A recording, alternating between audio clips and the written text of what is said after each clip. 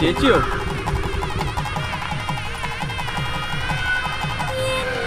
ചേച്ചി നേരത്തെ തൊഴുതിറങ്ങിയില്ലേ? ഇനി ഒരാൾ കൂടി വരാനുണ്ട്. മോഹനേട്ടൻ എങ്ങനെയുണ്ട്? കുറവൊന്നുമില്ല. ഇന്ന് ആശുപത്രിയിൽ അഡ്മിറ്റ് ചെയ്യണം. എന്തെങ്കിലും ആവശ്യമുണ്ട് എന്നെ വിളിക്കാൻ മറക്കണ്ട.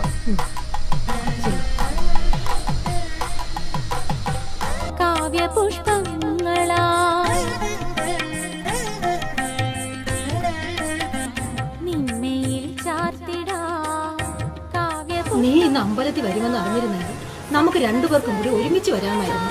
ഇന്നെന്താ ചേച്ചി വിശേഷിച്ച്? സാധാരണ അമ്പലദർശനം പതിവുള്ളതല്ലോ. ഇല്ല അല്ലേ? അതല്ലേ കൊച്ചെ ഞാൻ പറഞ്ഞത്. ഇന്നലെ രാത്രി ചേട്ടന് വീണ്ടും വേദന കൂടി. ഇനി വേദന കൂടുകയാണെങ്കിൽ ഓപ്പറേഷനെ വഴിയുള്ളെന്ന് ഡോക്ടർ അന്ന് പറഞ്ഞത്. രാവിലെ ചേട്ടനെ ഹോസ്പിറ്റലിൽ അഡ്മിറ്റ് ചെയ്യണം. അയ്യോ ചേച്ചി, അതിനൊക്കെ ഒത്തിരി പൈസ ആകട്ടെ. അതിനല്ലേ ഞാൻ അമ്പലത്തിൽ നിന്ന് വന്നത്, ഒരു അനുവാദം ചോദിക്കാം.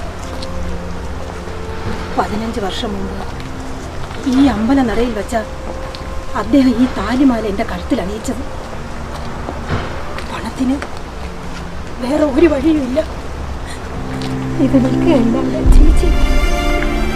നീ വിഷമിക്കാതെ രീ.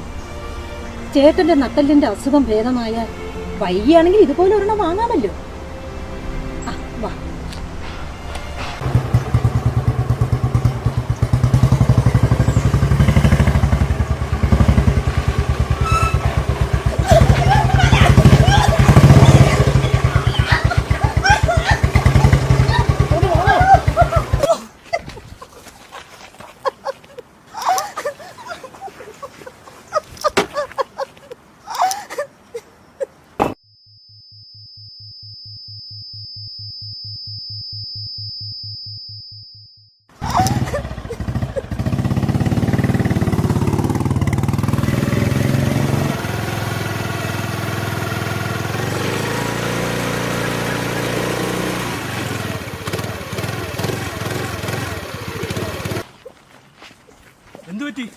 എന്തു പറ്റി?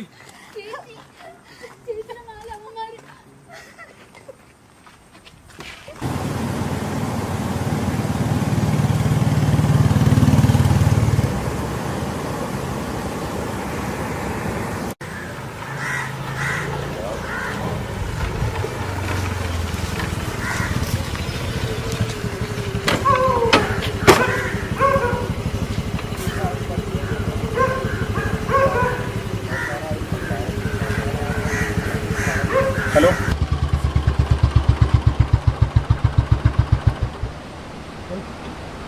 നീ വേഷം ഒന്ന് മാറി കൊള്ളാം. ഇതാണ് പറ്റിയ സ്ഥലം. എന്നാ ഇറങ്ങും.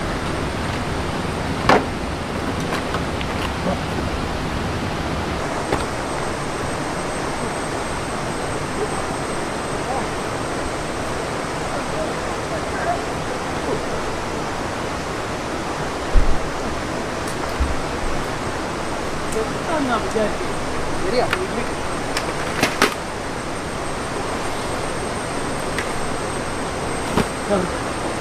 വാടാ, നമുക്ക് കുറച്ച് അങ്ങോട്ട്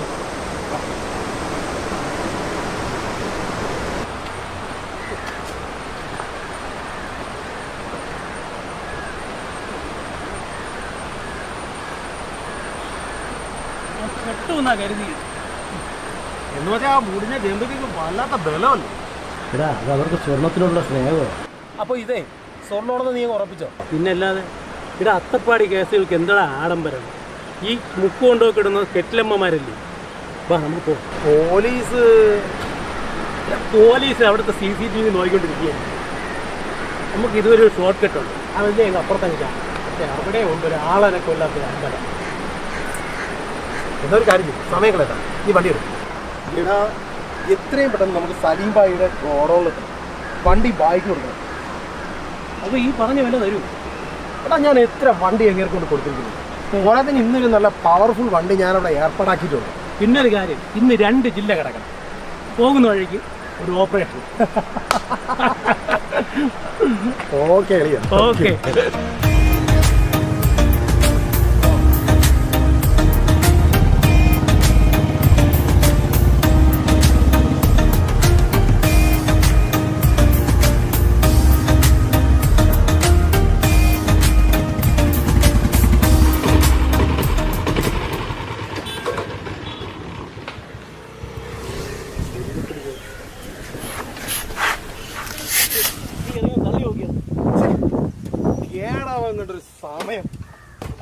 തള്ളനെ അങ്ങോട്ടൊന്ന്.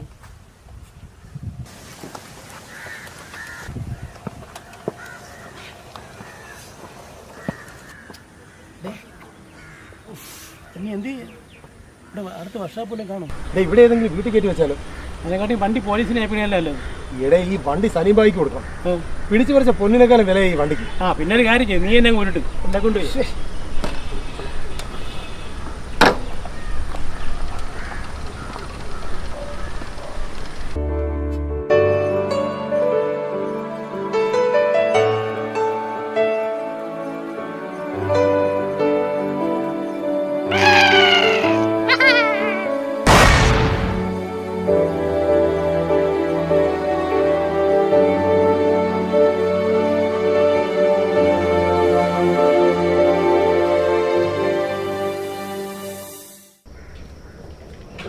എടാ കുഞ്ഞുണ്ണി, നിന്നോട് പലപ്പോഴും പറഞ്ഞിട്ടുണ്ട് പ്രയർ സമയത്ത് ഇങ്ങോട്ട് വരരുതെന്ന്.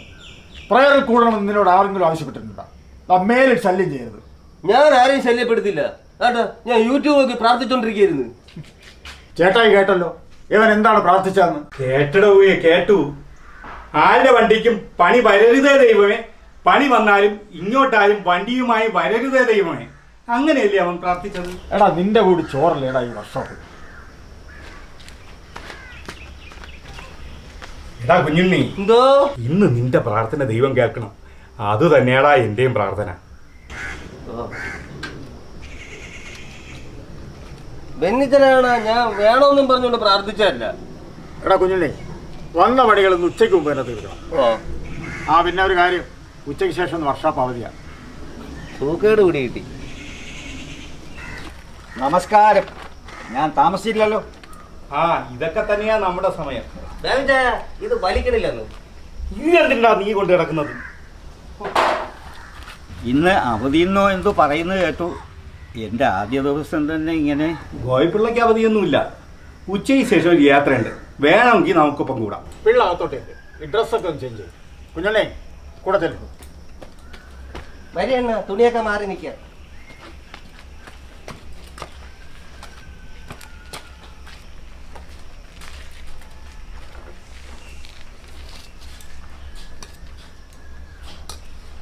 ഒന്ന് ആലോചിച്ചിട്ട് മതിയായിരുന്നു. ഈ പ്രായത്തിലും വർഷാപ്പിലൊക്കെ സാരമില്ല, നമുക്കൊന്ന് കുറച്ച് ദിവസം പരീക്ഷിച്ച് നോക്കാം, അല്ലേ ചേട്ടായി? പണിയെടുക്കാനും പണി പഠിക്കാനും താല്പര്യമുണ്ടെങ്കിൽ പ്രായം ഒരു പ്രശ്നമല്ലടവേ. ഒരുപക്ഷെ പിള്ളയുടെ സാമ്പത്തിക സ്ഥിതി അങ്ങനെ ആയിരിക്കാം.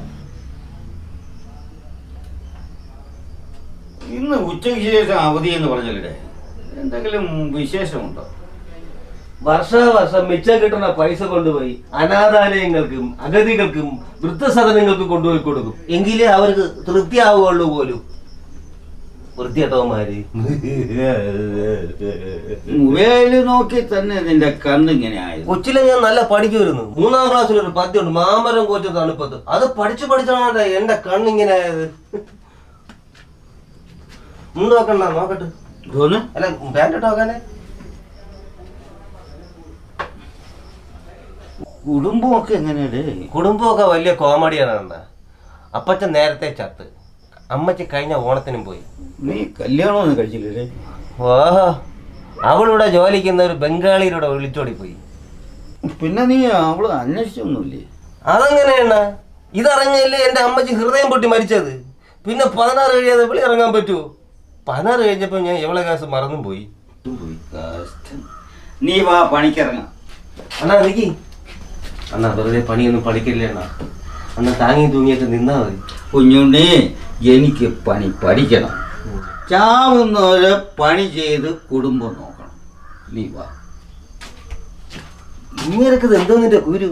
മേലോട്ട് പോയാൽ പിന്നെ അവിടെ കുരു വണ്ടിയേ ഉള്ളു, അവിടെ വർഷാപ്പൊന്നും ഇല്ല.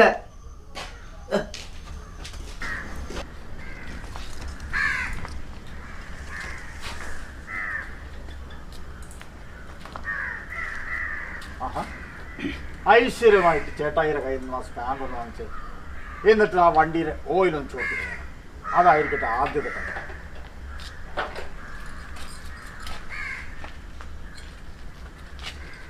നന്നായി വരും. ഓയിൽ ചോർത്തിക്കളയാനുള്ള പണിയൊക്കെ ഇവൻ പറഞ്ഞു തരും. ഇത്രയും കാലം ഇവിടെ വന്നിട്ട് അത് മാത്രമേ പഠിച്ചുള്ളൂ. അണ്ണാ അണ്ണാ ഓയിൽ ചേർത്താൻ പഠിച്ച ഞാൻ പിന്നെ ഫുൾ ഫ്രീ ആയി. എൻ്റെ അടിയിൽ അണ്ടാ ഇതിൻ്റെ അടിയിൽ. ഓ അത് എൻ്റെ കുക്കി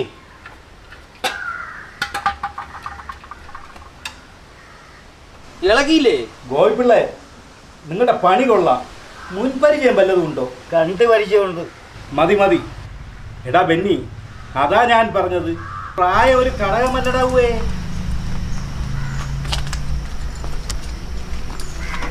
ആശാനെ, ഒരു ചെറിയ വ്യഞ്ജനക്കടയുമായിട്ടായിരുന്നു എൻ്റെ ജീവിതം ആരംഭിച്ചത്. 2 പെൺമക്കളായപ്പോൾ മനസ്സിനൊരാദ്യം. 2 പെമ്പിളരല്ലേ, വളർത്തണം, പഠിപ്പിക്കണം, കെട്ടിച്ചും വിടും. അങ്ങനൊരു യാത്ര ഗൾഫിലേക്ക് പോയി. പരിശ്രമം കൊണ്ട് കുറച്ച് പണവും ഉണ്ടാക്കി. തിരിച്ചു വന്നു, 2 പേരെയും കെട്ടിച്ചു. പക്ഷേ അവിടെയും പ്രശ്നങ്ങൾ തീർന്നില്ല. എൻ്റെ ഭാര്യയ്ക്കൊരു അസുഖം, ആർത്തിന്. കടൽ കലി കൊണ്ട് കരയെടുക്കുന്നത് പോലെ സുരുക്കൂട്ടി വെച്ചതൊക്കെ തീർന്നു. അപ്പോൾ മക്കളൊന്നും സഹായിച്ചു. എല്ലാത്തിനും ഒരു പരിധിയില്ലേ? എനിക്ക് എന്തെങ്കിലും പണിയെടുത്ത് ജീവിക്കണം, മരണം വരെ. ഇങ്ങനെയൊക്കെ തന്നെയാണ് ജീവിതം. പക്ഷേ തൻ്റെ ജീവിതത്തിൽ പ്രത്യേക സുഖമുണ്ട്. എന്താണെന്നല്ലേ, തൻ്റെ സന്തോഷവും സങ്കടങ്ങളും പരാതിയും പരിഭവവും പറയാൻ തനിക്ക് എല്ലാവരുമുണ്ട്. പക്ഷേ ഞങ്ങൾക്കാരാ ഉള്ളത്? അല്ലേ ചേട്ടായി? എടാ ബെന്നി,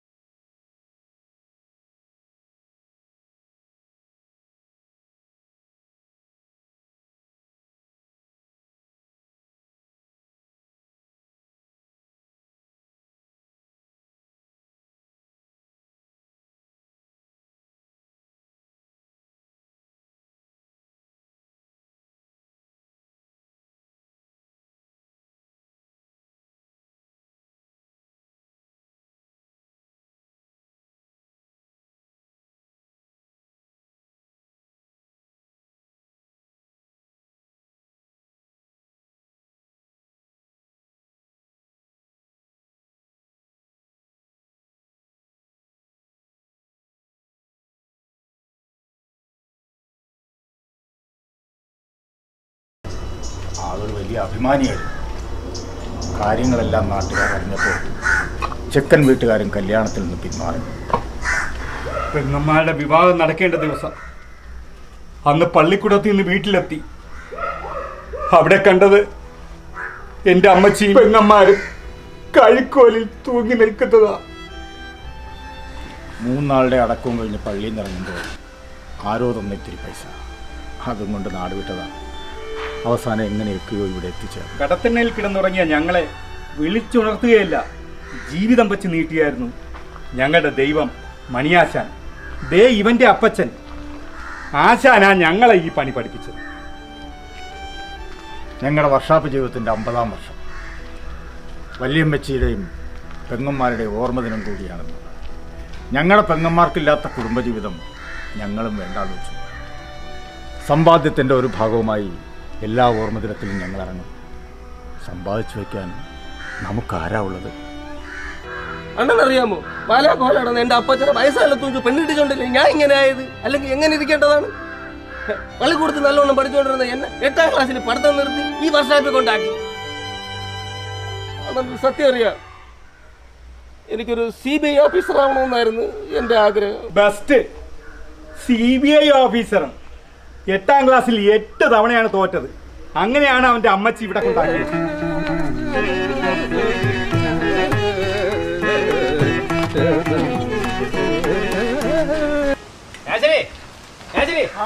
നിങ്ങളല്ല ഇവിടെ വണ്ടി ഞാൻ എടുക്കുകയാണ്. എത്രയായി മണിക്കൂല്? എന്നതാ വണ്ടി റിപ്പയറിന് എത്രയായെന്ന്? അതിന് റിപ്പയർ ചെയ്തില്ലല്ലോ. ഇന്ന് തരാമെന്നല്ലേ പറഞ്ഞേ? അതിനൊന്ന് തുടങ്ങുന്നല്ലേ ഉള്ളൂ. ഇവിടെ ഒന്നും പണങ്ങില്ല. ഇനി അവളോട് ഞാൻ എന്ത് പറയുന്നു? പണി തീർന്നില്ലെന്ന് പറ. ഇനി അവൾ എങ്ങനെ പണിക്ക് പോകും? ബസ്സിൽ പോകാൻ പറ. ബസ് ഓരോരുത്തന്മാരെ മണപ്പിക്കാൻ വന്ന് നിൽക്കല്ലേ, അതൊന്നും അവർക്ക് ഇഷ്ടപ്പെടില്ല.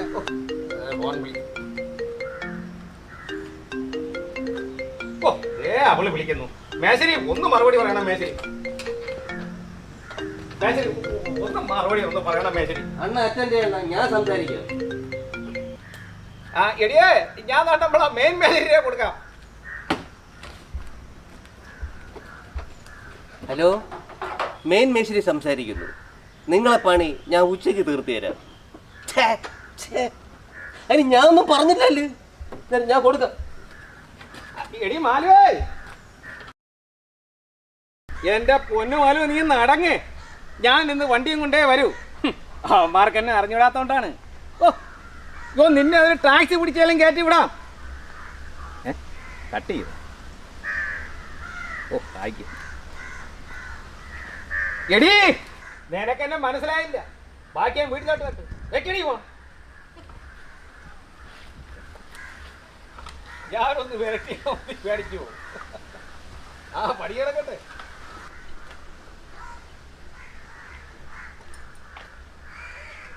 പുതിയ അഡ്മിഷൻ ആണല്ലേ? എന്തായാലും പണി അറിയാവുന്ന ഒരാൾ വർക്ക്ഷോപ്പിൽ ആവശ്യം തന്നെ. എന്താണ് നമ്മുടെ പേര്? ഗോപിപ്പിള്ള. അപ്പം നമ്മുടെ ആളാണല്ലേ. ഏതാ കരയോഗം? ആരാണ് ഇപ്പോൾ ഇവിടുത്തെ പ്രസിഡന്റ്? എന്തിനാടാവേ നീ അതൊക്കെ അന്വേഷിക്കുന്നത്? അല്ല ചായ, പറഞ്ഞു വന്നാൽ ഞങ്ങൾ തമ്മിൽ ബന്ധുക്കളായി വരും. എൻ്റെ പേര് ഡാൻസർ തങ്കൻ. തങ്കപ്പൻ. കലാനിലയം ഡാൻസർ തങ്കൻ എന്ന് പറഞ്ഞാൽ നാട്ടുകാർക്ക് മൊത്തം അറിയാം. മറ്റേ കട്ടൻ പലിപ്പായിരുന്നു. ഭാര്യ മാലതി കലാക്ഷേത്രം. അടിച്ചോണ്ടോന്നാണ് സിറ്റി ഇപ്പോൾ ഒരു ബ്യൂട്ടി പാർലർ നടത്തുകയാണ്. ഇപ്പൊ കിടക്കാടൊക്കെ വീട്ടിൽ ഇപ്പൊ ഇട്ടുകൊടുത്തേ ഉള്ളൂ. മക്കൾ 2 പേരുണ്ട്. ഇങ്ങനെയൊക്കെയുള്ളതല്ല, അവളെ മൂത്താങ്കുടിയിലുള്ള. കുടുംബക്കാരെ അധിക്ഷേപിക്കാൻ വേണ്ടി ഓരോരുത്തന്മാർ ഇറങ്ങിക്കോളും. എടാ, നിന്റെ ഭാര്യ ബംഗാളിൽ പൈസ അയച്ചു തുടങ്ങിയടാ. കേട്ടാ, യവന്റെ ഭാര്യ ഈ വർക്ക്ഷോപ്പിൽ പണി പഠിക്കാൻ നിന്ന ഒരു ബംഗാളി പണി പഠിക്കുന്നതിന് മുമ്പ് അവൻ്റെ കൂടി വിളിച്ചോടി അവന്റെ ഭാര്യ. എടാ, നിനക്ക് ഇപ്പോഴെങ്കിലും പണി അറിയാമോടാ? മതി നിർത്ത്, നീ നിർത്ത്. തങ്കം പോയിട്ട് വൈകുന്നേരം വാ. തങ്ങനൊരു കാര്യം ചെയ്യും, വണ്ടിയുടെ ക്രാങ്ക് ലേത്തിൽ കൊടുത്തിട്ടുണ്ട്, അത് പോയി വാങ്ങിയിട്ട് വാ. ഞാൻ നിങ്ങളെ വർക്ക്ഷോപ്പിലെ പണിക്കാരനൊന്നും അല്ല. ഈ മാലക്കണ്ണ പറഞ്ഞു വിട്. മാലക്കണ്ണ പിന്നെ നിങ്ങൾ ഇവിടെ നിന്ന് ചോറ് നോക്കി, ഞാൻ പോയിട്ട് വരാം. ചോറ് എന്നെ കൊണ്ടൊന്നും പറയിപ്പിക്കരുത്. ഞാൻ ഒരു തന്റെ അരിയപ്പാറിനല്ല, എനിക്ക് എന്റെ വണ്ടി കിട്ടണം.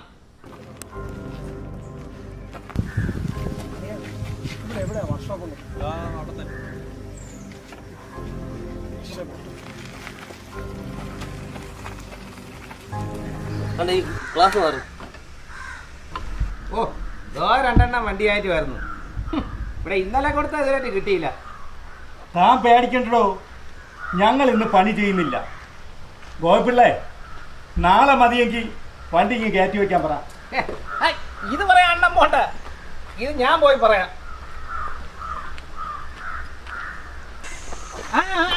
ഇന്ന് ഒരു പണിയും എടുക്കുന്നില്ല. അതെന്താ ഇന്നിവിടെ ബന്ധു ഹർത്താലുണ്ടോ? ഇന്ന് വർക്ക്ഷോപ്പ് അവധിയാണ്. അങ്ങനെ പറയരുത്.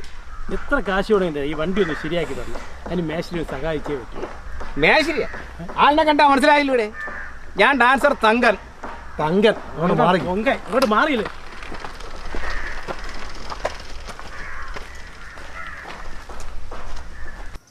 നോക്കാം, പെട്ടെന്ന് തീരുന്ന പണിയാണെങ്കിൽ ഇപ്പൊ തന്നെ നോക്കിത്തരാം. ഓ, അത് മതിയാ. ശരി, സംഗതി ബുള്ളറ്റാണ്, ഇവനാണ് പണി.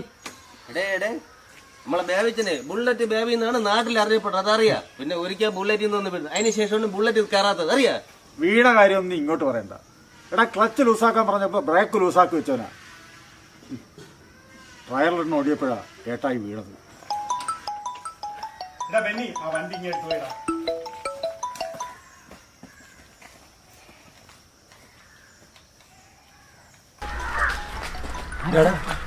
സലീംബായിയെ വിളിക്കുന്നത്, എന്ത് പറയണം? ഒരു കാര്യം, വണ്ടിക്ക് പണി വന്ന കാര്യം വിളിച്ച് പറഞ്ഞു കൊടുക്കുന്നു. വില പറഞ്ഞു. ശരി ശരി. ഹലോ ഹലോ ഭായി, എന്തെങ്കിലും സഹായിക്കണമെങ്കിൽ ഞാൻ സഹായിക്കാം. ആദ്യ ദിവസമല്ലേ, ആവശ്യമെങ്കിൽ വിളിക്കാം. 8ന്റെ സ്പാൻഡ് പറഞ്ഞാൽ 16ന്റെ കൊണ്ടുവരണവനാണ്. അവനാണ് അതിന്റെ അളവ് പറഞ്ഞു കൊടുക്കാൻ നിൽക്കുന്നത്. അളവൊക്കെ എനിക്കറിയാം, ഞാൻ ഗൾഫിലെ ഡ്രൈവറായിരുന്നു. അത് ശരി. കുഞ്ഞുണ്ണി, വണ്ടി ഒന്ന് സ്റ്റാർട്ടാക്കടാ. വേറെ ഞാൻ ഇവിടെ ഇരിക്കുന്നത്. ഞാൻ വരാം ഏട്ടായി. നടന്ന് നടന്ന് പിണ്ടം വന്നു. ഈ കാട്ടുമുക്കിലൊരു വർഷാപ്പ് ഉള്ളതുകൊണ്ട് കൊള്ളാം. ഈ കിളവന്മാർക്ക് പണിയെല്ലാം അറിയാമെന്ന് എടുത്ത കൊണ്ടുവച്ചോണ്ടിരിക്കുകയാണല്ലോ.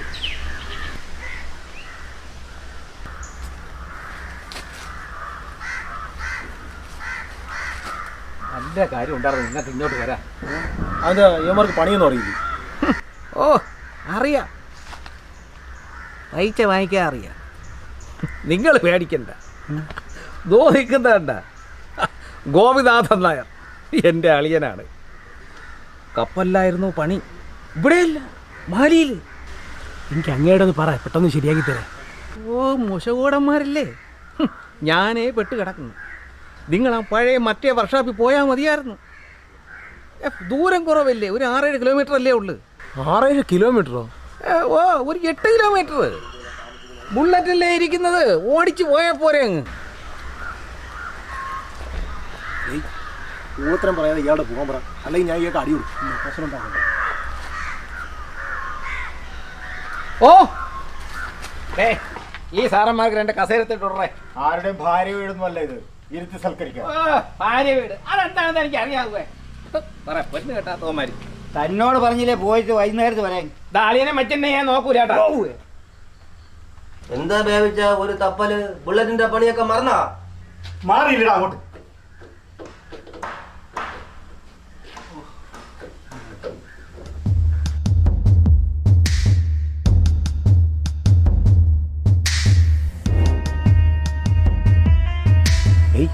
ഒരുത്തം വല്ലാതെ നോക്കണുണ്ട്, അവനെ വല്ല സംശയവും.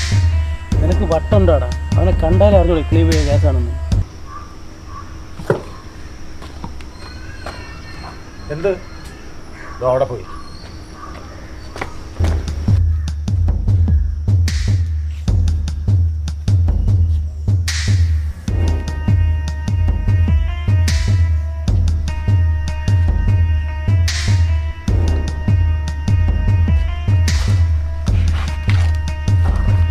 ബെന്നിച്ച ഒരു വാർത്തയുണ്ട്. വായിക്കാൻ അറിയാമോ സാറിന്? എന്നാ അങ്ങോട്ട് വായി. ബുള്ളറ്റിൽ എത്തി യുവതിയുടെ മാല കവർന്നു. ക്ഷേത്ര ദർശനം കഴിഞ്ഞ് വന്ന യുവതികളെ ആക്രമിച്ച് അതിൽ ഒരാളുടെ മാല കവർന്നു. ബുള്ളറ്റിൽ എത്തിയ 2 പേരാണ് ഈ കൃത്യം ചെയ്തത്. അതിന് ബുള്ളറ്റ് അകത്തുണ്ട്, 2 പേര് വെളിയിലുണ്ട്. ഏച്ചു പോടാ അവിടെ നിന്ന്. മാന്യന്മാരെ ആക്ഷേപിക്കാൻ നടക്കുന്നു ഒരു CBI ഓഫീസർ. എടാ കുഞ്ഞുണ്ണി, എന്തോ ബാക്കി കൂടി വായിക്കടാ. എന്തിന് എന്നെ കുറ്റം പറയാനല്ലേ? വായിക്കു കുഞ്ഞുണ്ണി. മാല മോഷ്ടാക്കൾ ഹെൽമറ്റും ജാക്കറ്റും ധരിച്ചിരുന്നു. എങ്ങനെ? ഹെൽമറ്റും ജാക്കറ്റും ധരിച്ചിരുന്നു. ബുള്ളറ്റിന്റെ നമ്പർ പ്ലേറ്റ് മറച്ചിരുന്നു. നാട്ടുകാരിൽ ഒരാൾ അക്രമി സംഘത്തെ പിന്തുടർന്നെങ്കിലും അയാളെ വെട്ടിച്ച് അവർ രക്ഷപ്പെട്ടു. അവൻ്റെ ഒരു വാർത്ത. എടാ ഇതൊരു വർക്ക്ഷോപ്പാണ്, ഇവിടെ പലരും വരും പോകും. ഇത് ഇവിടെ അടുത്ത് കിടന്നൊരു സംഭവമാണ്. കിളവന്മാർ വളവള പറഞ്ഞുകൊണ്ടിരിക്കണല്ലാതെ പണിയൊന്നും നടക്കണല്ലേ. നിന്ന് രാവാതെ പണി ചെയ്യാൻ പറയടേ. അതെ ഞാൻ അങ്ങോട്ട് പോകണം. അല്ല നീ പോണ്ട, ഞാൻ തന്നെ പോകാം. അവിടെ എന്തായി മേശ്ശേരി? വണ്ടി സ്റ്റാർട്ട് ആവണ്ടേ, അല്പം കൂടെ വെയിറ്റ് ചെയ്യും. ഒരുപാട് ദൂരം പോകാനുള്ളതാ, അതുകൊണ്ടാണ് പറഞ്ഞത്.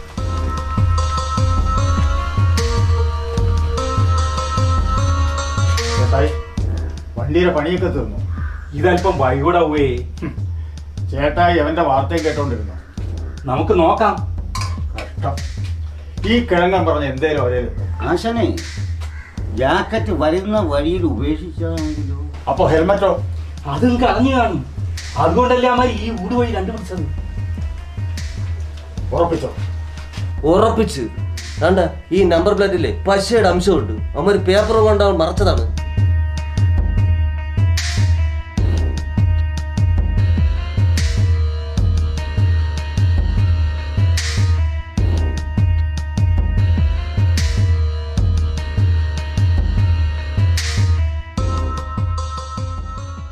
കിളവന്മാരെന്തോ രഹസ്യ യോഗം കൂടുന്നുണ്ട്, നമ്മളെങ്ങാനും പെടുവോ? കോപ്പാണ് കാര്യങ്ങൾ മണ്ടക്കിട്ട് അടിച്ചു കൊടുക്കും ഞാൻ. ഏതായാലും ഞാൻ ഒന്ന് നോക്കിയിട്ട് വരാം. പോയിട്ട്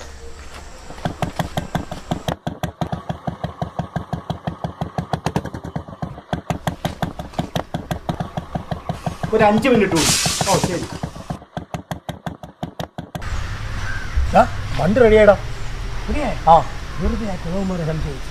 ഇനി ഇവിടുന്ന് എത്രയും പെട്ടെന്ന് എസ്കേപ്പാണ്. നീയേ ആ കൂടെ വിളിച്ചാണ്, നമുക്ക് ടൗണിലെത്താനുള്ള വഴി നടത്തണം.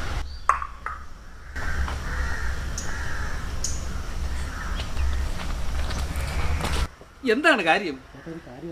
എന്ത് വേണോ ചോദിച്ചോളൂ. ഭാവി ഭൂതം എന്ത് വേണേലും പറയും. പക്ഷെ വർത്തമാനം അത് പറയില്ല. അച്ഛൻ പറഞ്ഞിട്ടുള്ളതാണ്.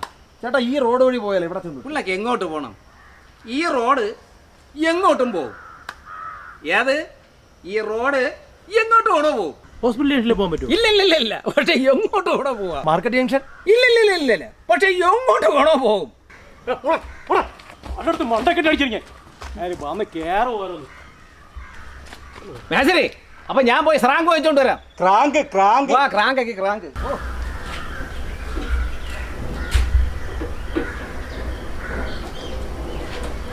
ഏയ് പണി തീർന്നു. നീ ഇപ്പൊ വണ്ടി എടുക്കും, എന്താണെന്ന് വെച്ചാൽ കൊടുത്തത്. ആ ശരി.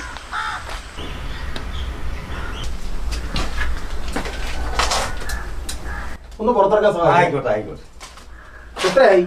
ഏയ് ഒന്നും വേണ്ട. അങ്ങനെ പറയരുത്, എന്തെങ്കിലും വാങ്ങണം. അങ്ങനെയാണെങ്കിൽ ആ മാലിങ്ങ ഏത് മാല? അവരിൽ പിടിച്ചു പറിച്ച ആ മാല. ആഹാ, കുഴിക്കൊണ്ടിരിക്കുകയാണല്ലേ? വീശിട്ട് വച്ചിരിക്കുക. പൊള്ളക്ക് കയറ്റിക്കളി ഞാൻ. കിളവന്മാര് പണിയൊന്നോ?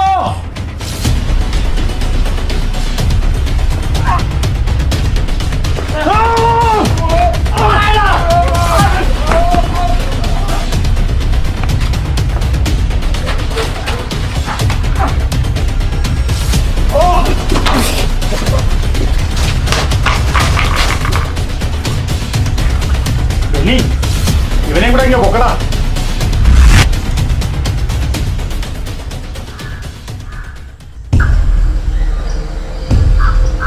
ഉണ്ടാവാ.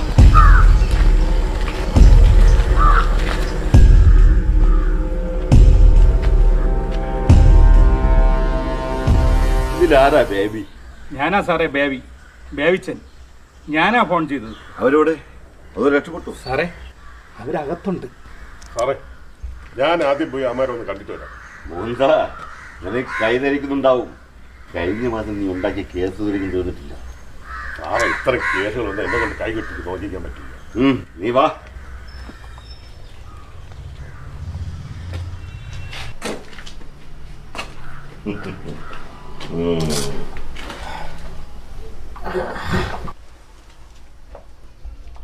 എന്തു പറ്റിയടാ?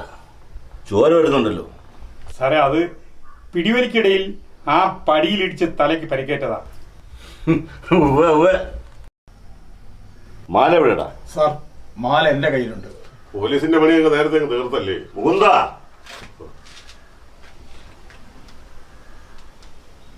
ആ, ഇതിന്റെ വില എന്താണെന്ന് നിങ്ങൾക്ക് അറിയാമോടാ? ജീവന്റെ വിലയുണ്ട് ഇതിന്. അവരുടെ കണ്ണീരാ നിങ്ങളിവിടെ കുടിക്കുന്നത്. നിങ്ങളീ ചെയ്തത് വലിയ കാര്യം. ഇതിലാരടാ ബാജി? നീ ഷാജി. ഇവൻ അടുത്ത കാലം വരെ ബൈക്ക് മോഷ്ടാവായിരുന്നു. ഈ അടുത്ത കാലത്തോ യവന്മാർ തമ്മിൽ യൂണിയനായത്. ആളൊഴിഞ്ഞ ഇടങ്ങളിലാണ് യവന്മാർ വേട്ടക്കിറങ്ങാറ്. എതിർത്താൽ കല്ലോ കട്ടയോ വെച്ച് തലയടിച്ച് പൊട്ടിക്കും. ഈ 2 തവണ പോലീസിന്റെ വലയിൽ കുടുങ്ങിയതാ. ജാമ്യത്തിലിറങ്ങി യവന്മാരങ്ങ് മുങ്ങി. സാറേ, യവന്മാർക്ക് നല്ല പരിക്കുണ്ട്. യവന്മാരെ ഹോസ്പിറ്റലിൽ എത്തിക്കുന്നു. എന്താ ആശുപത്രി പറയാനുള്ളതൊക്കെ ഞാൻ പറഞ്ഞോളാം. നീ ആ ജീപ്പ് എടുക്കാൻ പറ. വേണ്ട. യവന്മാര് നടക്കും. ഇല്ലെങ്കിൽ ഞാൻ നടത്തിക്കും. ഇല്ലെങ്കിൽ ഞാൻ വലിച്ചഴിക്കും. സാറേ ചെന്നിട്ട്. ആ വേവിച്ച ചില ചടങ്ങൊക്കെ ബാക്കിയുണ്ട്.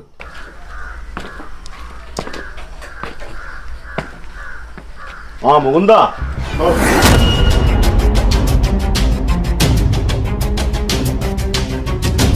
വാ.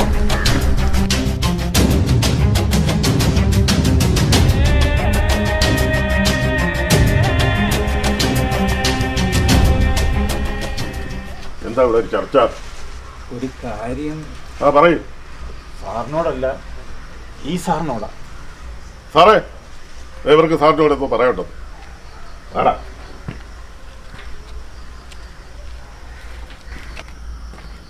ആ എന്താ പറയാനുള്ളത്? പറഞ്ഞോളൂ. അവരെവിടെയാ സാറേ? ആര്? ഇവന്മാർ ഉപദ്രവിച്ച പെൺകൊച്ചുങ്ങളെ. അവരും മെഡിക്കോളേജുണ്ട്. എന്താ കാര്യം? അവരെ ഒന്ന് കാണാനാ. വൈനോട്ട്, ആയിക്കോട്ടെ.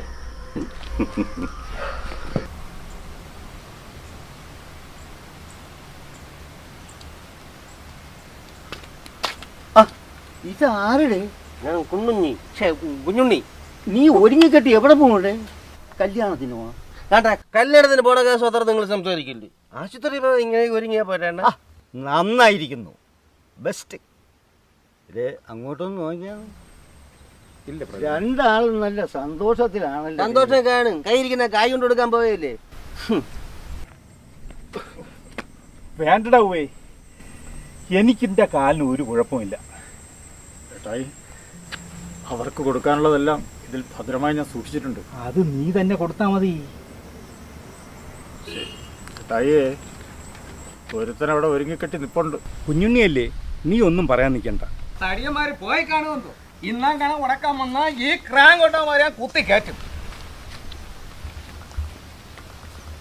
ഗോപിള്ളേ, വണ്ടി കയറി.